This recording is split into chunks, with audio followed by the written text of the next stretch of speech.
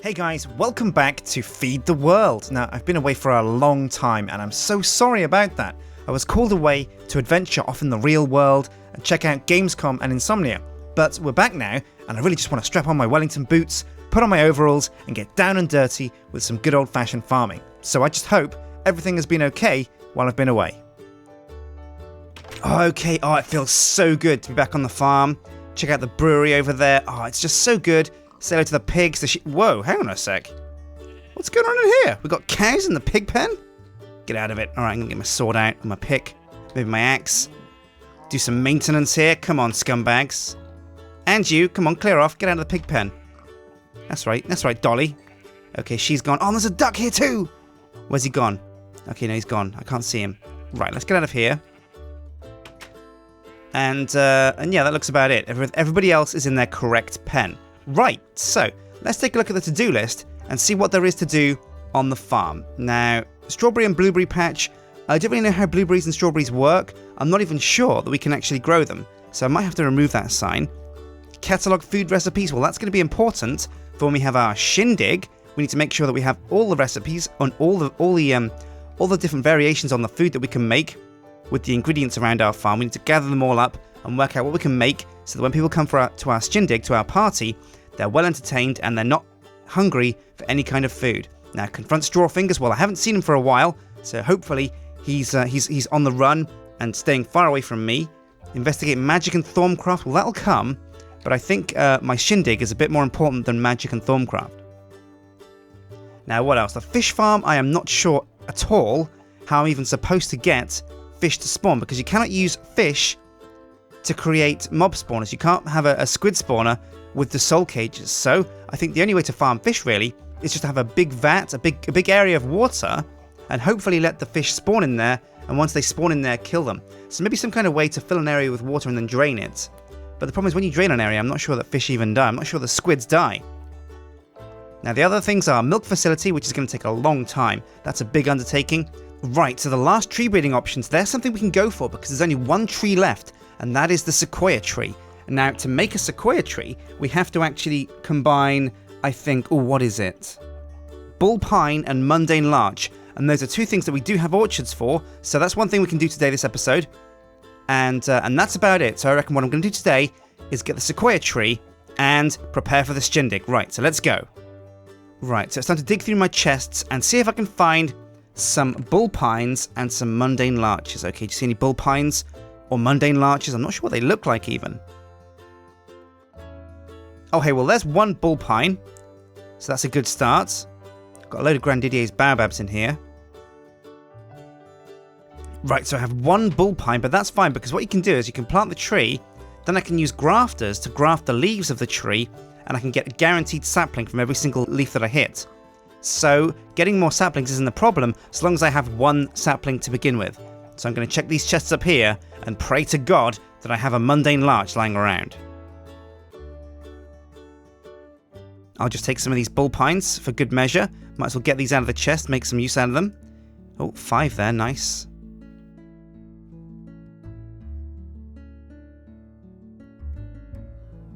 Right, mundane larch. Oh, there we are. There's mundane larch. And here's 6 saplings, so I think 6 and 5 should be plenty to put around our bees. Now, what's going on here? The bees aren't breeding. Oh, yeah, some of them are. Some of them must be working their way around the system. Oh, man, yeah. Oh, wow, look at all these bees. We've got bee overload over here.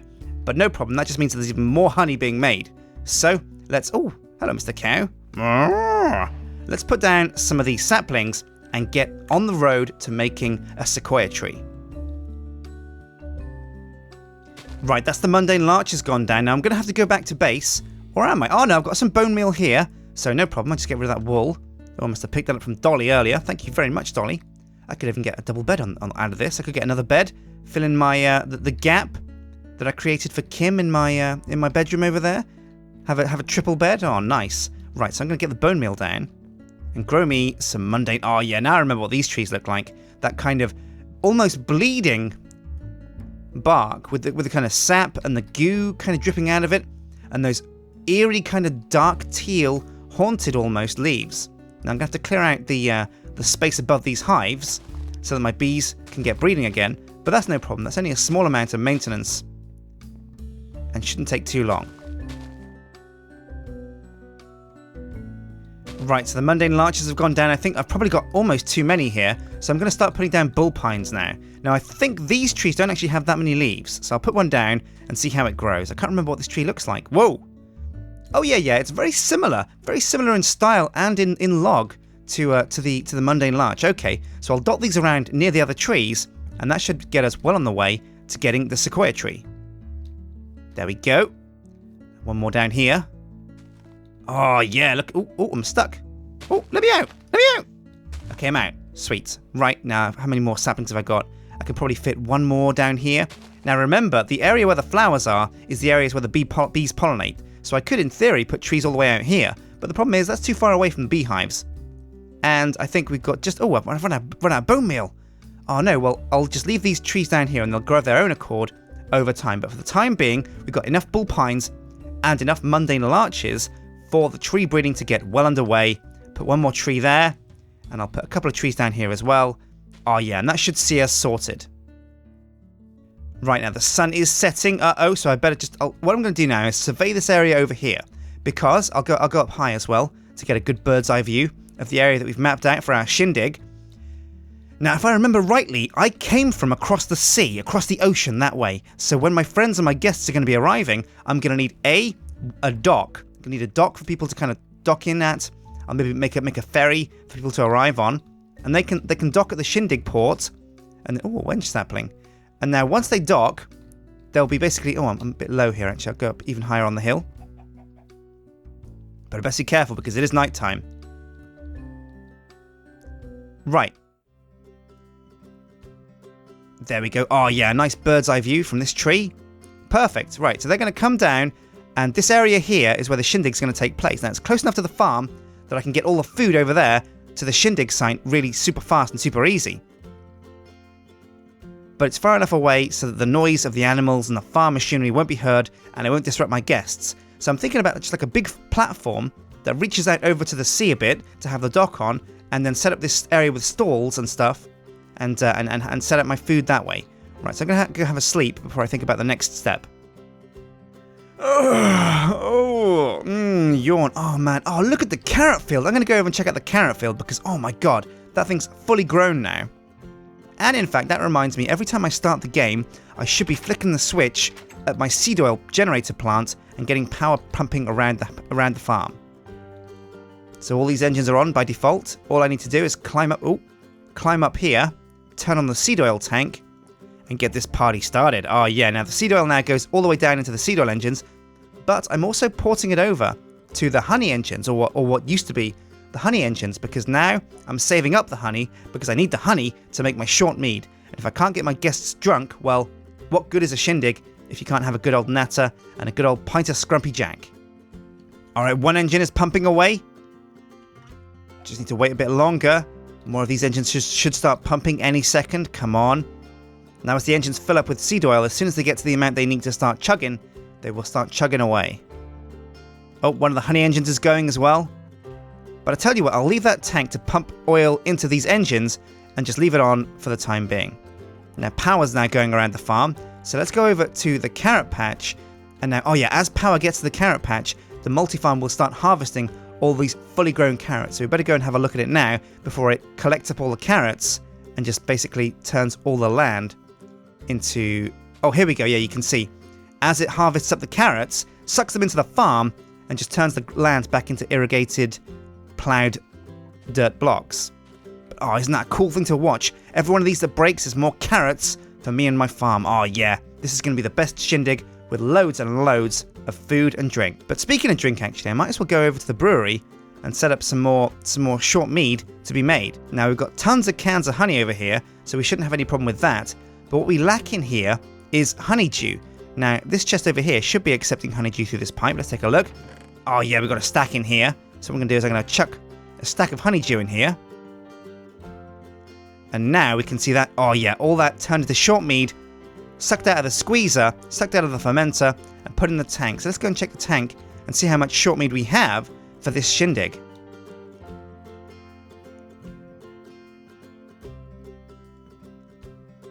Oh, whoa, we got, I think we worked out that 1,000 of these units is a litre. It fills a bottle, like a glass bottle here. Let's take a look. Yep, gone down by 1,000. And if that's a litre of short mead, well, we've got 76 litres of beer right here. So I'm just going to put this short mead in my pack. I'm going to take this into the farm shop, because we might be able to sell this for a premium price.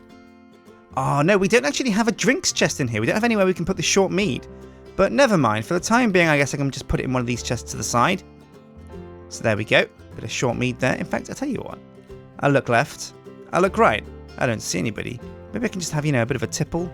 No one's looking. No one else is on my farm. I'm my own boss, so, why not? Glug, glug, glug, bottoms up. Oh, yeah, that hit the spot. Nice stuff. Right. So, what are we doing now? Well, we're going over to the Shindig site to set things up for a dock. Now, what I'm going to need for a dock, I think, is some logs. And I reckon maybe some scaffolding, actually. Right, so remind me how I make scaffolding. Let's take a look. Scaff. And it is... That's right, wooden planks and sticks. So I'm just going to need some wood. Now, what colour are we going to have our dock? We've got all this baobab wood. Why don't we use that? Perfect idea. Great idea, Sjin. There we go. And if I put the wooden planks along the top and the sticks along the bottom, I can make myself... Oh, yeah, look at... You can make loads of scaffolding for not much wood. It's actually a really cool building material and really cheap to make. Awesome. So I reckon 5 stacks of scaffolding should be more than enough that I need. And this is baobab scaffolding. So it's premium scaffolding right here. Oh, look at the green of this wood. It's amazing. I really can't wait to see the sequoia and see what that bad boy looks like. Right, so I've got some baobab logs. I probably need some more baobab logs, actually, but I don't know, actually. Maybe some... I'll tell you what I could do. I could get some baobab wooden fences as well. But let's go out to the Shindig site and start planting down this scaffolding and getting the place looking like a nice place to have a party. Now, in fact, actually, there's a lot of uneven ground. So what I'm going to do is I'm going to take out some dirt towards there as well and fill in the gaps with a few blocks of dirt. All right, here we are at the Shindig site. Right, now I'm going to fill in these patches first. Now, I dug these holes earlier because I had trees that were so big, they reached so high, that I actually had to dig down and plant the trees lower so that the leaves were low enough for the bees to pollinate them with other trees. But we're not doing any trees that are that tall anymore, so I might as well fill in some of these holes. Oh man, all these flowers. I mean, I love flowers as much as the next guy, but these are really a menace. It's a bit of a shame, actually, that bee breeding produces so many flowers. It'd be cool if there was a way to harvest them, and if they had a use for anything outside of decoration or dye. Right, one gap filled in, and I'll just fill in this gap a bit as well. Round off this corner, this edge. Right, okay, looking good. Now I'm going to bring up the lower part of this floor, the lower part of the gap here, by filling in this small little hole here. Okay, that's looking good. And I'm going to come up even one more level and fill in this large kind of horseshoe shape around here. Oh, night's falling, but I'm almost done, so I should just need to fill in these last few gaps. Alright, and I think we're almost there. Okay, great. So now this is a nice, large, flat area for us to have our shindig. Now, we're going to need a main stage for some kind of bands to perform. And I'm thinking, if I probably put them over on this side, let's just bulk up the dirt over here to give us place for a stage. Right now, I'm actually going to sleep before I get creeped, or zombified, or skeletoned. Uh-oh, rude dude at the to-do list. Okay, I've got my axe. Uh-oh. Oh, yeah, you're mine. Oh, yeah. Eat crap, son of a gun. Right, time to get inside the house and get some rest. It's the dawn of another beautiful day. Actually, you know what? I haven't touched base with Jake or Charlotte for oh, hang on a sec. Hello. Uh-oh. Spider in the house. Oh, he's done. Okay, he's done. Right. I haven't touched base with our trusty pets, Charlotte, and oh, hang on a sec. There's Jake. What are you doing out of your pen, Jake? Oh no, where's Charlotte? Oh no! Charlotte, no! Have we lost Charlotte? Where's she gone? Jake? I don't know. I think she just walked off. Have you got a bone for me? I haven't got a bone, Jake, but oh, actually no, I do. Tell you what, Jake, been a good dog. Here's a bone, boy. You don't want the bone? Okay, well, I'll just throw it at you. Maybe you'll pick it up in your own time. Right, we've lost our cat, guys. I don't know where she's gone, but Charlotte Oh, I don't know. This is a bit worrying. We're going to have to find her. Might have to make some wanted posters, some have you seen this cat, put her on the side of milk cartons, because at the moment, well, she can't be out on her own. She's, a delicate little cat, a delicate little lady. I mean, what if she runs into like a creeper or something? Right, so another thing we need for our shindig is the dock area, like I said. So what I'm going to do is I'm going to build the dirt across here to give us a bit more room to work with, and something to attach our dock to that's closer to the side of the water. Right, okay, oh, looking good. This is a nice flat, nice large area for us to have our shindig. So I'm just going to clear out some of this mud, some of this dirt, and we can start thinking about building a dock.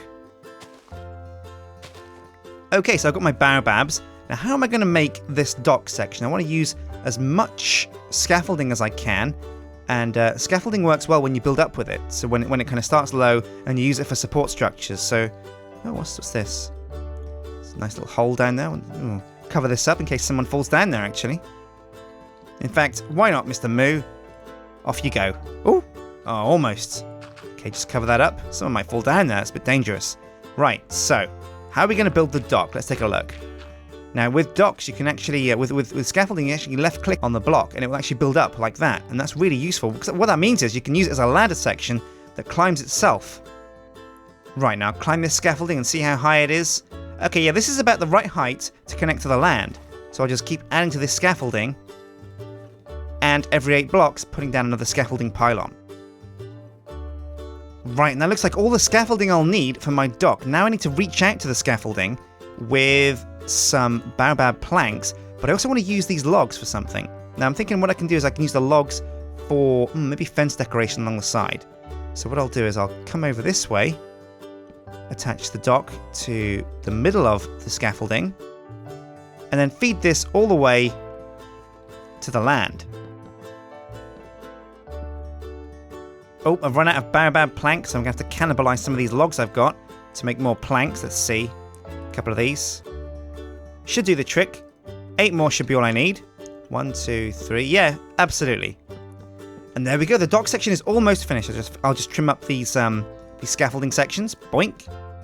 And kaboink. Another cool thing about scaffolding is when you break the bottom of a scaffold, everything above it just falls. And now what I'll probably do is bolster the sides of these with even more scaffolding. So like this.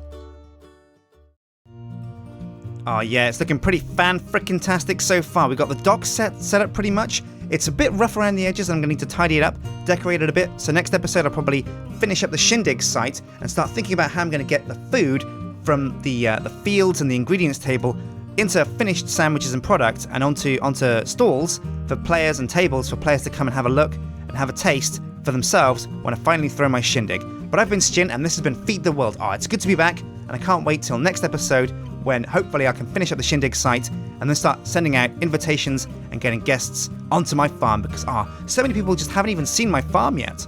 So it's going to be really cool to show some of my friends around who haven't seen it yet. So I've been Sjin, and this has been Feed the World. Hit like and favorite and subscribe, and I'll see you guys next time. Take care.